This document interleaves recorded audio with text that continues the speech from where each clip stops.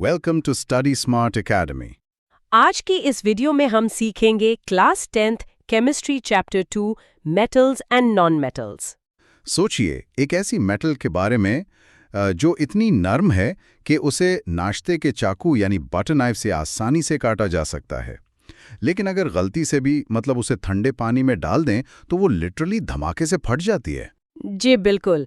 और आज हम इन्हीं बेसिक से लेकर एडवांस्ड कॉन्सेप्ट्स को ना एकदम डिटेल में देखेंगे। राइट।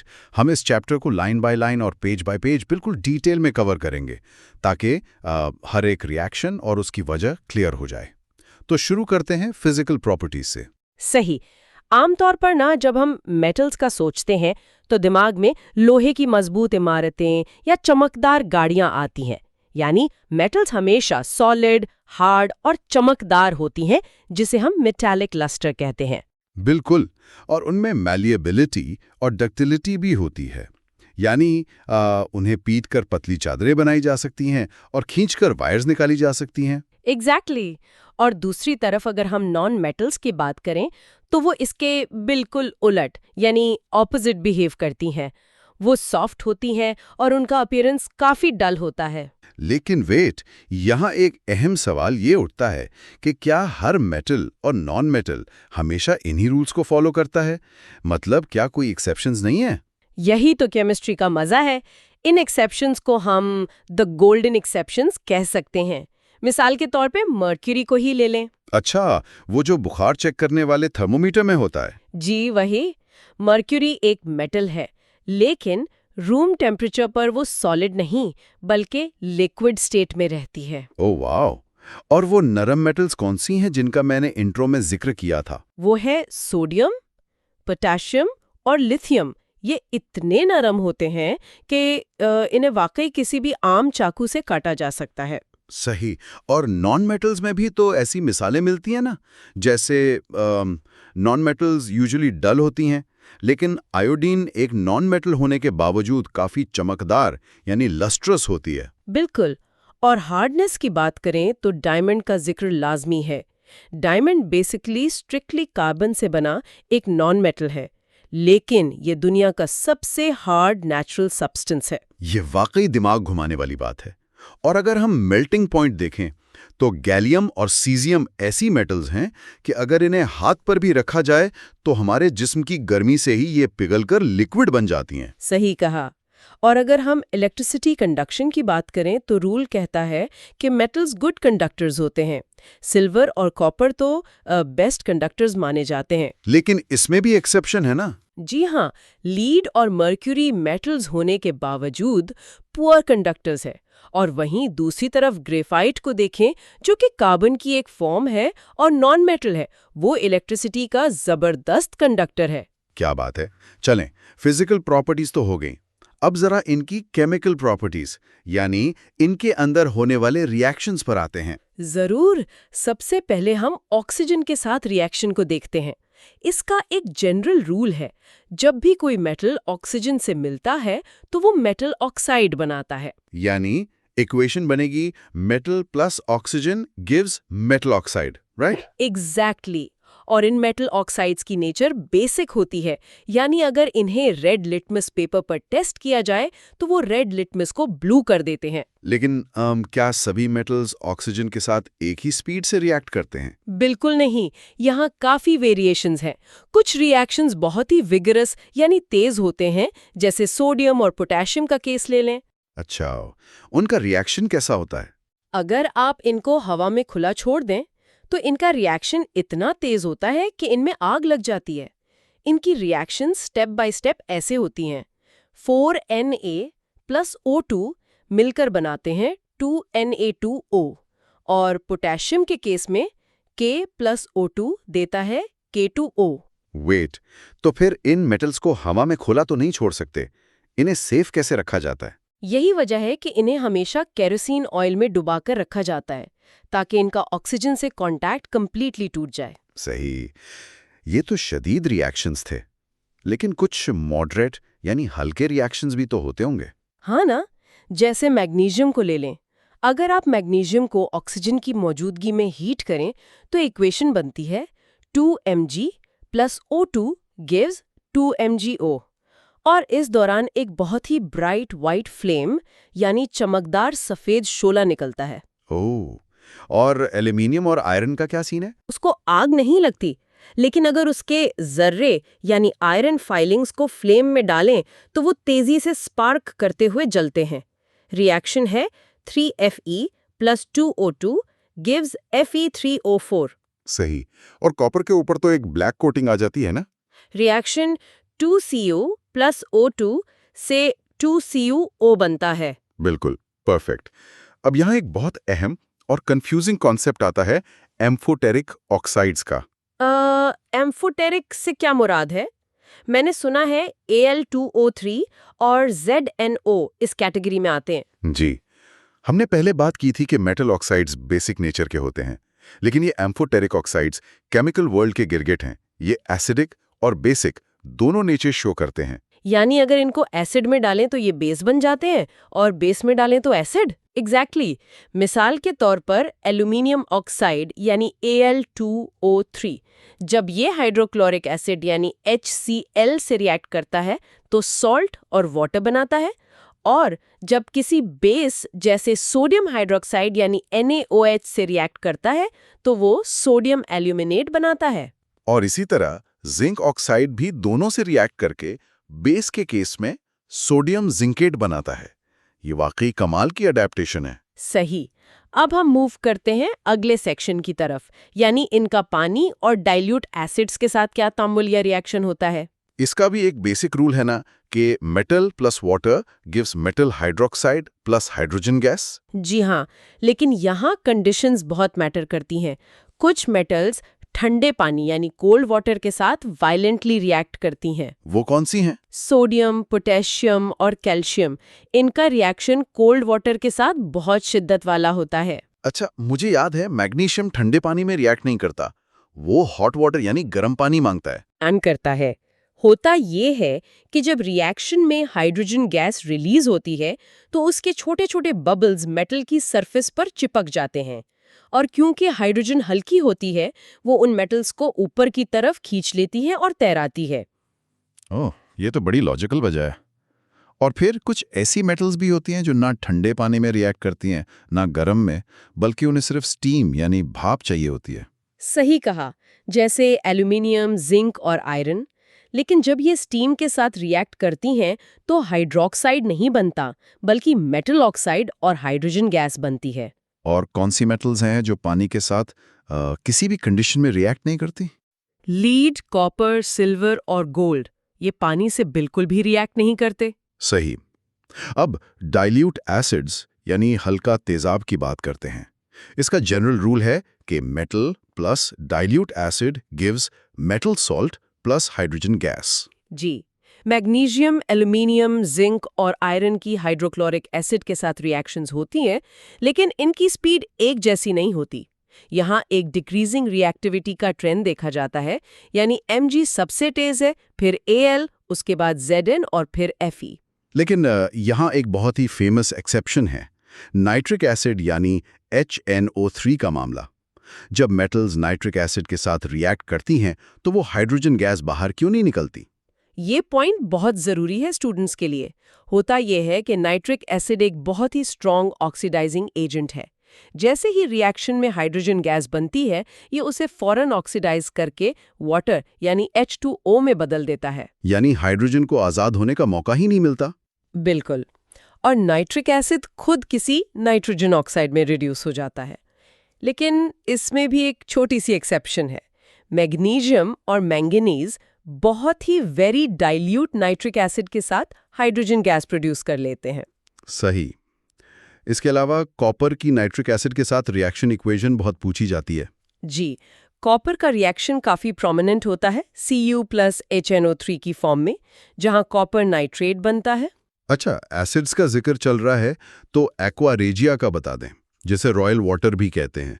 ये क्या चीज़ है? एक्वा रेजिया एक हाईली कोरोसिव फ्यूमिंग लिक्विड है। ये 3 पार्ट्स कॉन्सेंट्रेटेड हाइड्रोक्लोरिक एसिड और 1 पार्ट कॉन्सेंट्रेटेड नाइट्रिक एसिड का मिक्सचर होता है।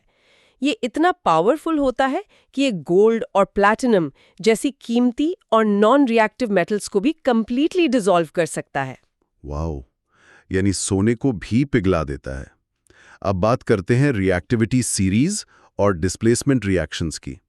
इसका रूल काफी स्ट्रेट फॉरवर्ड है ना? जी, इसका सिंपल सा असूल है कि एक ज्यादा रिएक्टिव मेटल एक कम रिएक्टिव मेटल को उसके सॉल्ट सॉल्यूशन से हटा यानी डिस्प्लेस कर देती है। मतलब ताकतवर कमजोर की जगह ले लेता है। इसकी कोई प्रैक्टिकल मिसाल मतलब जिसमें कलर चेंज भी देखा जाए? जरूर।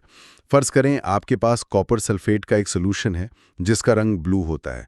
अगर आप उस सोल्यूशन में थोड़ा सा जिंक डाल दें तो रिएक्शन होगी Zn plus CuSO4 gives ZnSO4 plus Cu। और इसमें ऑब्जर्वेशन क्या होगी? ऑब्जर्वेशन ये होगी कि वो ब्लू सोल्यूशन बिल्कुल कलरलेस हो जाएगा क्योंकि जिंक ने कॉपर को उसकी जगह से निकालकर खुद सोल्यूशन में जगह बना ली है। अच्छा, एक और एक्सपेरिमेंट भी काफी पॉपुलर है जिसमें लोहे की कील यानी आयरन नेल को कॉपर सल्फेट सोल्यूशन में रखा जाता है। बिल्कुल, वहां आयरन कॉपर से ज्यादा रिएक्टिव है, तो आहिस्ता आहिस्ता सोल्यूशन का ब्लू कलर लाइट ग्रीन में बदल जाएगा क्योंकि आयरन सल्फेट बन रहा है और उस आयरन नेल पर रेड ब्राउन कलर की कॉपर कोटिंग आ जाएगी। और अगर इसका उलट करें यानी कॉपर का रिएक्शन सिल्वर नाइट्रेट के साथ करें तो क्या होगा?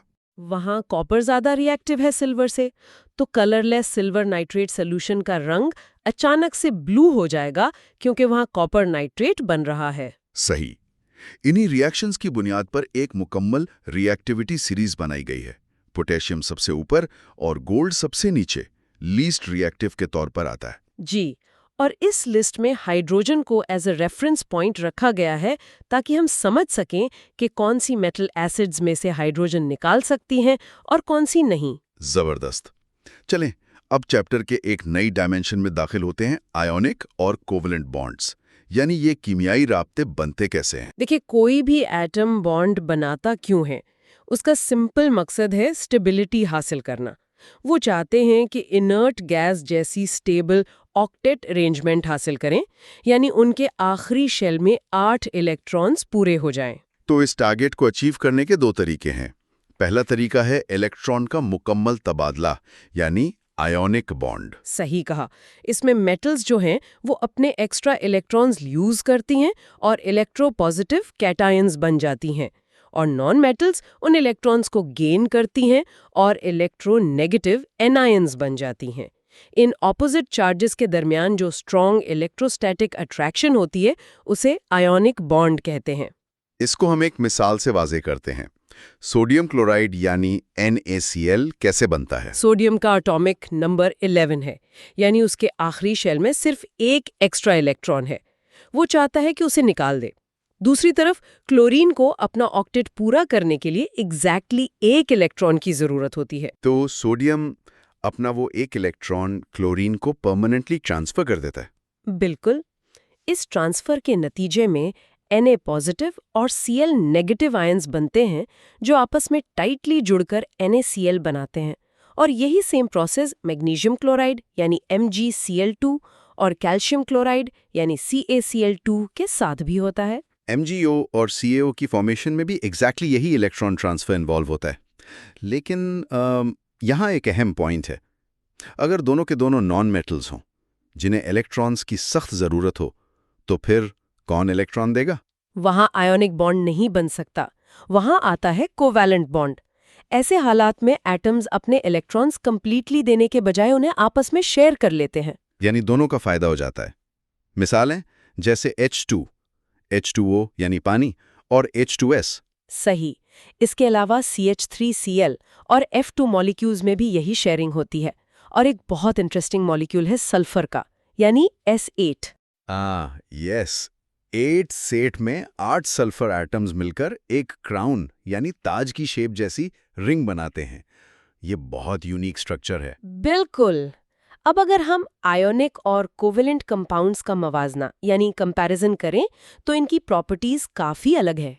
आयोनिक कंपाउंड्स आमतौर पर सॉलिड होते हैं और इनका मेल्टिंग और बॉइलिंग पॉइंट बहुत हाई होता है ना? जी, क्योंकि इनमें स्ट्रॉन्ग इलेक्ट्रोस्टैटिक फोर्सेस होती हैं जिन्हें तोड़ने के लिए ज्यादा हीट चाहिए। ये पानी में भी आसानी से सॉल्युबल होते हैं। और इसके बरक्स कोवेलेंट कंपाउंड्स आमतौर पर लिक्विड्स या गैसेस की फॉर्म में मिलते हैं। लेकिन इन दोनों में फर्क पहचानने का अल्टीमेट टेस्ट क्या है? वो है इलेक्ट्रिकल कंडक्टिविटी का एक्सपेरिमेंट। अगर आप किसी आयोनिक कंपाउंड, मिसाल के तौर पर सॉलिड नमक को लें, तो वो सॉलिड स्टेट में इलेक्ट्रिसिटी कंडक्ट नहीं करेगा, क्योंकि उसके आयंस टाइट स्ट्रक्चर में लॉक्ड हैं। एग्जैक्टली। लेकिन अगर आप उसी नमक को पानी में डिसॉल्व कर दें या उसे इतनी हीट दें कि वो मोल्टन स्टेट में आ जाए, तो उसके आयंस फ्री हो जाते हैं और फिर अगर करंट पास करें तो फौरन बल्ब जल उठता है। ये activity test exam point of view से बहुत इंपॉर्टेंट है। अब हम मूव करते हैं अगले अहम टॉपिक पर, मेटलर्जी यानी धातुओं का हुसूल। मेटल्स आखिर जमीन से निकलते कैसे हैं? जमीन की क्रस्ट मेटल्स का सबसे बड़ा सोर्स है। यहाँ 3 टर्म समझना बहुत जरूरी है: मिनरल्स, ओर और गैंग। यानी हर वो चीज जो जमीन से निकलती है और उसमें मेटल हो, वो मिनरल है। लेकिन और क्या होता है?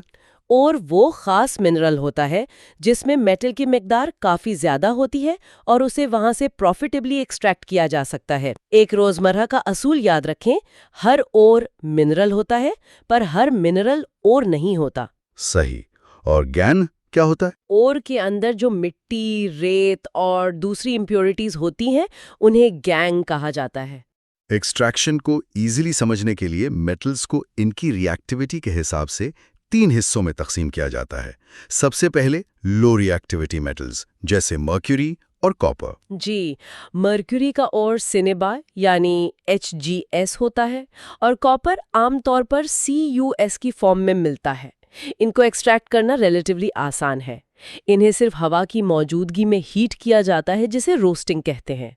रिएक्शन काफी सिंपल है, जहां 2HgS प्लस 3O2 आपस में हीट मिलने पर आहिस्ता आहिस्ता प्योर मर्क्यूरी में रिड्यूस हो जाते हैं। लेकिन मीडियम रिएक्टिविटी वाले मेटल्स के साथ क्या सीन है? मीडियम रिएक्टिविटी मेटल्स जैसे जिंक, इनको निकालने के लिए थोड़ी ज्यादा मेहनत करनी पड़ती है। यहाँ रोस्टिंग और कैल्सिनेशन दोनों मेथड्स यूज होते हैं। इन दोनों में आखिर क्या फर्क है? फर्क ऑक्सीजन का है। अगर आपके पास सल्फाइड ओर है जैसे ZnS, तो आप उसे हवा यानी ऑक्सीजन की मौजूदगी में स्ट्रांगली हीट करते हैं। ये रोस्टिंग है। और अगर ओर कार्बोनेट की फॉर्म में हो जैसे कैलामाइन यानी ZnCO3, तो उसे हवा की गैर मौजूदगी यानी in the absence of air में इंटेंसली हीट किया जाता है। इसे कैल्सिनेशन कहते हैं। दोनों मेथड्स का मकसद एक ही होता है, मेटल को ऑक्साइड की फॉर्म में लाना, ताकि आखिरी कदम में उसे इजीली रिड्यूस किया जा सके। आखिरी कदम रिडक्शन का होता है, जहां ZnO को कार्बन यानी कोक के साथ हीट करके प्योर जिंक हासिल किया जाता है। इक्वेशन है ZnO + C gives Zn + CO। सही। लेकिन हाई रिएक्टिविटी मेटल्स जैसे सोडियम, कैल्शियम और एल्यूमिनियम के साथ ये कार्बन वाला तरीका काम नहीं आता। इनकी आपस की दोस्ती इतनी पक्की होती है कि कार्बन इन्हें अलग नहीं कर सकता। तो इन्हें एक्सट्रैक्ट करने के लिए इलेक्ट्रोलिटिक रिडक्शन का सहारा लिया जाता है ना? बिल्कुल। इनके मोल्टन क्लोराइड से करंट गुजारा जाता है, फिर कैथोड और एनोड पर प्रोसेस होता है और प्योर मेटल हासिल होता है। और इंटरेस्टिंग बात यह है कि ये हाईली रिएक्टिव मेटल्स दूसरी मेटल्स को निकालने के लिए रिड्यूसिंग एजेंट्स के तौर पर भी यूज होते हैं, जिसे हम थर्मिट रिएक्शंस कहते हैं। यस, थर्मिट रिएक्शन एक बहुत ही कमाल का प्रोसेस है।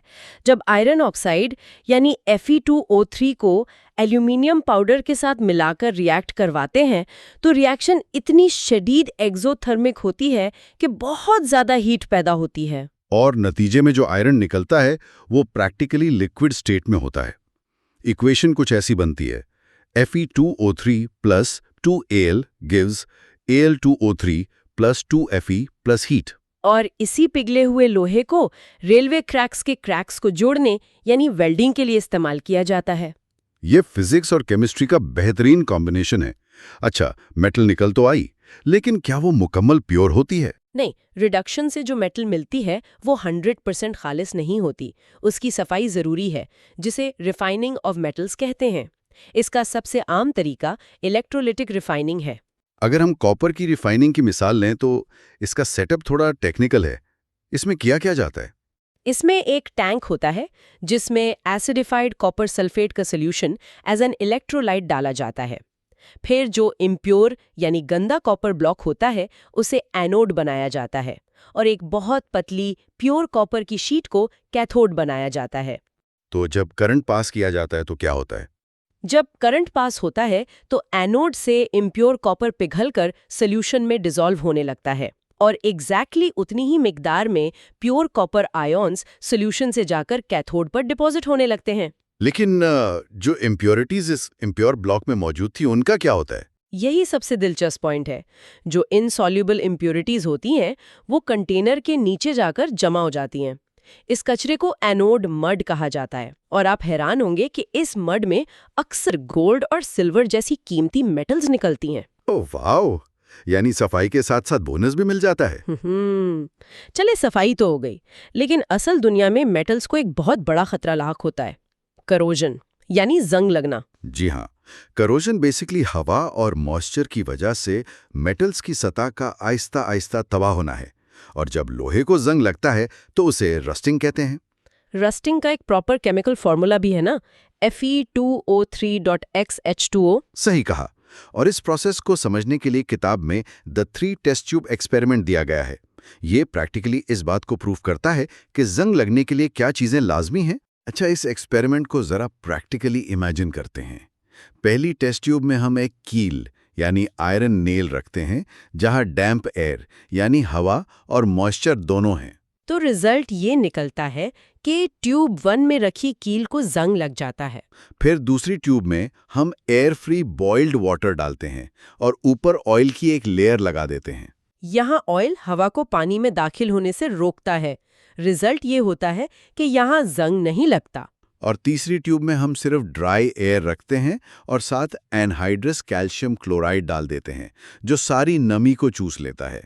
और यहाँ भी कील को कोई जंग नहीं लगता। इन तीनों टेस्ट से ये नतीजा निकलता है कि जंग लगने के लिए एयर और मॉइस्चर दोनों का एक वक्त में होना बहुत लाजमी है। सही। अब सवाल यह है कि जंग से बचाव कैसे किया जाए। पेंटिंग और ग्रीसिंग तो आम तरीके हैं, लेकिन एक टेक्निकल तरीका गैल्वनाइजेशन है। इसमें लोहे पर जिंक की एक थिन लेयर चढ़ा दी जाती है। और जिंक कोट करने में एक बहुत ही ब्रिलियंट फैक्ट है। अगर स्क्रैच आने की वजह से जिंक की लेयर टूट भी जाए और अंदर का लोहा नंगा हो जाए, फिर भी उस लोहे को जंग नहीं लगता। वेट, ऐसा क्यों होता है? लेयर तो टूट चुकी है। क्योंकि जिंक लोहे के मुकाबले में ज्यादा आसानी से ऑक्सीडाइज होता है, तो हवा आयरन पर अटैक करने के बजाय उस टूटी हुई जिंक की लेयर को ही ऑक्सीडाइज करती रहती है। वाओ, यानी जिंक आयरन को बचाने के लिए खुद को फिदा कर लेता है। दूसरी मेटल्स में करोजन का क्या प्रोसेस है? एल्यूमिनियम मिराक्युलसली अपने ऊपर एक प्रोटेक्टिव एल्यूमिनियम ऑक्साइड की सॉलिड लेयर बना लेता है, जिसे एनोडाइजिंग प्रोसेस के जरिए मजीद मोटा करके उसे टोटली करोजन प्रूफ बनाया जा सकता है। और कॉपर के साथ क्या होता है? कॉपर हवा में मौजूद कार्बन डाइऑक्साइड से रिएक्ट करके एक ग्रीन बेसिक कॉपर कार्बोनेट की लेयर बनाता है। लोग आमतौर पर इसे लेमन या टैमरिंड यानी इमली से घिसकर आसानी से साफ कर लेते हैं। सही। और सिल्वर और सरफेस हवा में मौजूद हाइड्रोजन सल्फाइड की वजह से ब्लैक टार्निश का शिकार होती है, जिसे सिल्वर सल्फाइड कहते हैं। बिल्कुल। गोल्ड और प्लैटिनम पर तो इन चीजों का कोई असर नहीं होता, वहां करोशन का कोई मसला नहीं है। यहाँ एक क्विक नॉलेज चेक बनता है। हम जो फूड कैन्स यूज करते हैं उनमें हमेशा टिन की कोटिंग की जाती है, जिंक की नहीं। ऐसा क्यों? इसकी वजह यह है कि जिंक थोड़ा ज्यादा रिएक्टिव होता है। अगर फूड कैन्स में जिंक यूज हो तो वो खाने में मौजूद माइल्ड एसिड्स के साथ रिएक्ट करके खाने को पॉइजनस कर देगा, जबकि टिन नॉन रिएक्टिव और कंप्लीटली सेफ होता है। सही हो गया। अब आते हैं इस चैप्टर के आखिरी टॉपिक पर, एलॉयज यानी मखलूत धातें। एलॉयज बेसिकली दो या दो से ज्यादा मेटल्स या फिर एक मेटल और नॉन मेटल का होमोजीनियस मिक्सचर होते हैं। इन्हें पिघलाकर आपस में मिक्स किया जाता है। लेकिन इन्हें बनाया क्यों जाता है? ताकि ओरिजिनल मेटल की प्रॉपर्टीज को इम्प्रूव किया जा सके, जैसे उसकी स्ट्रेंथ और हार्डनेस बढ़ाना, कोरोजन रेजिस्टेंस पैदा करना या फिर उसका मेल्टिंग पॉइंट कम करना। सही। इसकी काफी अहम एग्जाम्पल्स हैं जो याद रखनी चाहिए, जैसे प्योर नरम लोहे में थोड़ा सा कार्बन मिला दें तो वो मजबूत स्टील बन जाता है। और अगर उसमें क्रोमियम और निकल भी ऐड कर दें तो स्टेनलेस स्टील बनता है, जिससे जंग ही नहीं लगता। ब्रास यानी पीतल, जो कॉपर और जिंक का कॉम्बिनेशन है। ब्रॉन्ज, जो कॉपर और टिन से बनता है। और सोल्डर का तो सबको पता होगा। जी, सोल्डर लेड और टिन का अलॉय है। इसका मेल्टिंग पॉइंट इतना लो होता है कि इसे इलेक्ट्रिकल वायर्स की वेल्डिंग के लिए यूज किया जाता है। डेंटिस्ट जो अमेल्गम यूज करते हैं दांतों के लिए, उसमें मरकरी को किसी दूसरी मेटल के साथ अलॉय किया जाता है। और हवाई जहाज की बॉडीज ड्यूरालुमिन से बनती हैं, जो एल्यूमिनियम, कॉपर, मैग्नीशियम और मैंगनीज का बहुत लाइट वेट अलॉय है। यहाँ 24 कैरेट और 22 कैरेट गोल्ड की मिसाल भी बहुत फिटिंग है। प्योर 24 कैरेट गोल्ड जेवरात बनाने के लिए बहुत नरम होता है, तो उसे शेप में रखने के लिए उसमें थोड़ा सा सिल्वर या कॉपर अलॉय किया जाता है ताकि वो सख्त होकर 22 कैरेट गोल्ड बन जाए। एग्जैक्टली और क्या आपको पता है इन अलॉयज और मेटलर्जी की प्रैक्टिकल मिसाल कितनी पुरानी है? दिल्ली का मशहूर आयरन पिलर जो 400 BC में रॉट आयरन से बना था। ओजे, ये तारीख का एक हिस्टोरिकल मार्वल है। उस पिलर को बनाए हुए 2000 साल गुजर चुके हैं। खुले आसमान के नीचे खड़ा है, लेकिन उस पर जंग का नामो निशान नहीं। क्योंकि उस वक्त के क्राफ्ट्समैन ने उस पर मैग्नेटिक ऑक्साइड यानी Fe3O4 की एक प्रोटेक्टिव फिल्म डेवलप कर ली थी। साइंस उस दौर में भी एग्जिस्ट करती थी। सही कहा आपने। इसके साथ ही हमारा ये तफसीली सफर मुकम्मल होता है। हमने स्टूडेंट्स को मेटल्स और नॉन मेटल्स की केमिकल और फिजिकल प्रॉपर्टीज बड़े बेसिक लेवल से कंप्लीटली समझा दी हैं। बिल्कुल। इन तमाम कॉन्सेप्ट्स, रिएक्शंस और एक्टिविटीज को स्टेप बाय स्टेप कवर करने के बाद एक बहुत इंटरेस्टिंग सवाल दिमाग में आता है।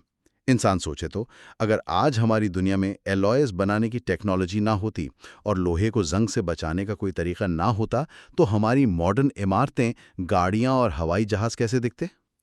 शायद हम आज भी बड़े प्रिमिटिव दौर में रह रहे होते। केमिस्ट्री वाकई सिर्फ किताबों में बंद नहीं है, ये हमारे इर्द गिर्द हर जगह काम कर रही है। Don't forget to like and share this video for more updates. Subscribe to this channel.